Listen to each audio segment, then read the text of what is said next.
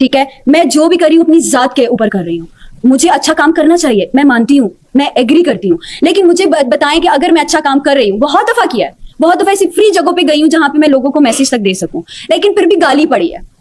आपको क्या लगता है ये सारी चीजें बहुत ईजी है? ये बिल्कुल ईजी नहीं है। हम मुझसे पूछो कि मेरे खानदान वाले कितना कुछ कहते हैं मेरे माँ बाप फेस कर रहे हैं बिकॉज ऑफ मी। क्या करूं? 25,000 की नौकरी करूं, हो जाएगा सब उसमें। हो जाता मेरी बहन की शादी, हो जाती मेरी भाई की शादी, मेरे बाबा का बाईपास का ऑपरेशन हो जाता, मेरी मामा की मेडिसिन के खर्चे आ जाते। क्या होता मुझे बताएं? क्या रहता फिर औरत के पास? तो मैं शायद बेशर्म होकर निकल पड़ी।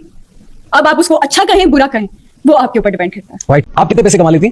5 से 6, 7 भी, कभी कभी 8 भी, अच्छी दिहाड़ी लगी है तो 8 भी, और कभी लेकिन कभी कभी नहीं कभी 15 नहीं नहीं यार, कभी 20 लाख नहीं ऑफ कोर्स नॉट। अगर मैक्सिमम कितने पैसे कमाए आपने एक महीने में? मैक्सिमम 10 तक। यस, रेहान तारिक के पॉडकास्ट में शिरकत की वर्दा मलिक ने, जो कि टिकटॉकर हैं, और ऐसी बातें की कि बंदा पहले हंसे और फिर सर पकड़ ले। शुरू होती है ये कहानी वर्दा मलिक की दबानी। मेरी जिम्मेदारियां बहुत थी, भाई बहन की शादियां, भाई बहन की पढ़ाई, माँ बाप की बीमारी, सारा बोझ मेरे कंधों पर था। तो मैडम ने इसका हल ये निकाला कि इस तरह का कंटेंट बनाया जाए, कभी पानी में बैठकर वीडियो बनाओ और कभी नाच नाच कर टिकटॉक बनाई जाए। जिम्मेदारी ये कहती है कि आप कपड़ों की लंबाई इंच इंच कम कर दो, समंदर में छलांगे लगाओ। क्या यही जिम्मेदारी आपको सिखाती है? ये कौन सा जिम्मेदारी का हल है बाजी? अगर हर वीडियो में आधा पानी और आधी आप होंगी तो लोगों से आप पूरे एहतराम की उम्मीद कैसे रख सकते? लोगों को तो फिर जो मुंह में आएगा वही आपको कहेंगे, पूरा एहतराम तो आपका कभी नहीं करेंगे। अच्छा है कि जिम्मेदारियां बढ़ती हैं और आपके कपड़े कम होते जाते हैं। कहती है मुझे बड़ी गाड़ी, बड़ा घर, हर आसाइशात मुझे चाहिए थी, तो मैं क्यों ऐसा कंटेंट ना बनाऊं? क्या 25,000 वाली नौकरी करूं?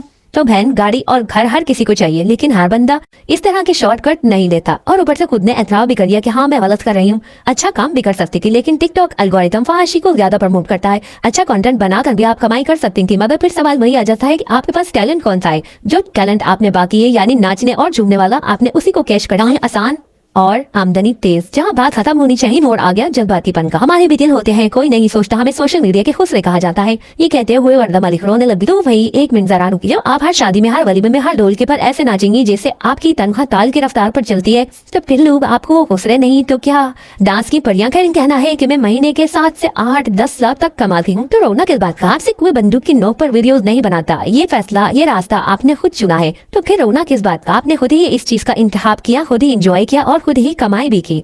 अब अगर लोग बोलते हैं तो ये भी इसी पैकेज का हिस्सा ही समझ। जैसा आप करेंगी वैसा ही सुनेंगी। दुनिया है डांस फ्लोर नहीं जहाँ हर कदम पर तालियां बजे। तो आप इसी से कमाएंगे, क्योंकि टैलेंट की जहाँ कमी हो वहाँ डांस इकलौता सहारा रह जाता है। दुनिया तो वही रहेगी जो आप दुनिया को दिखाएंगे। अगर पूरी मेहनत सिर्फ जिस्म दिखाने पर लगेगी तो लोग तारीफ नहीं तब सुरेही खड़ी। 7 से 10 लाख कमाना कोई बुरी बात नहीं, लेकिन इज्जत वो चीजें जो बैंक बैलेंस से नहीं आती है। ये रास्ता खुद चुना, वो रास्ता जहाँ व्यूज मिलते हैं मगर इज्जत सड़क किनारे छोड़ना पड़ती है। आखिर में बस इतना ही कि दुनिया को इल्जाम देना आसान है मगर आईना देखना मुश्किल। आपने जो रास्ता चुना वो आपका अपना फैसला है। अब अगर लोग बातें करते हैं तो याद रखें, मार्केट में वही चीज बिकेगी जो आपने खुद स्टॉल पे रखी है। इज्जत, टैलेंट और वकार, ये सब वो चीजें हैं जिनके लिए कपड़े कम नहीं, मेहनत और खरीदार ज्यादा चाहिए। तो भाई जैसे खेल खेलोगी वैसा ही रिजल्ट मिलेगा।